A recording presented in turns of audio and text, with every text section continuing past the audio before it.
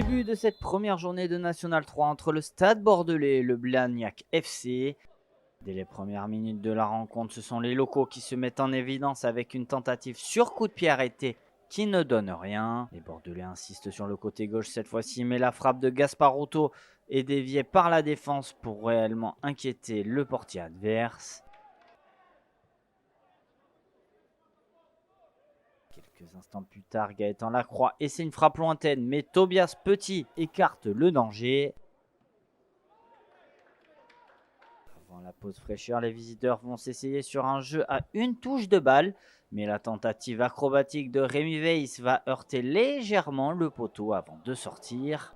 Sur un corner de la droite vers la gauche, Blagnac va heurter une nouvelle fois le poteau sans pour autant scorer.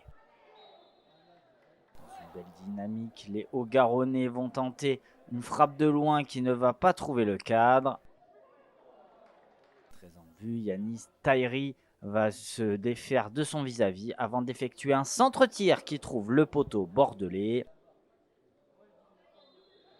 Fin de ce premier acte où les deux équipes se quittent dos à dos sur un score nul et vierge de 0-0.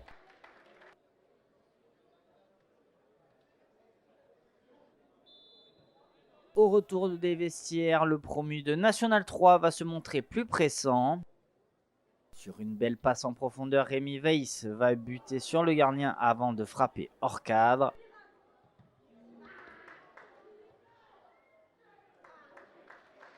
Sur coup franc, Tahiri va mettre un ballon dans la boîte, mais la tête n'est pas cadrée. Le Stade Bordelais va réagir sur coup franc, mais le cuir est bien capté par Tobias Petit. Sur un nouveau coup franc, Gasparotto sollicite l'ultime rempart qui s'étend de tout son long pour écarter le danger. Enfin, Blagnac tentera sa chance sur une frappe en dehors de la surface qui ne trouvera pas le cadre. Fin de cette rencontre qui se solde sur un 0-0.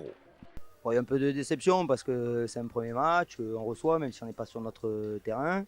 Mais on a toujours à cœur de bien rentrer dans la compétition, faire une victoire, etc. Après, il y a un match à jouer, il y a une qualité d'adversaire. Donc voilà, je pense que sur l'ensemble du match, c'est un nul assez logique. Ils ont eu une bonne période en première, on a eu une bonne période en deuxième. Donc voilà, on va se satisfaire de ce point.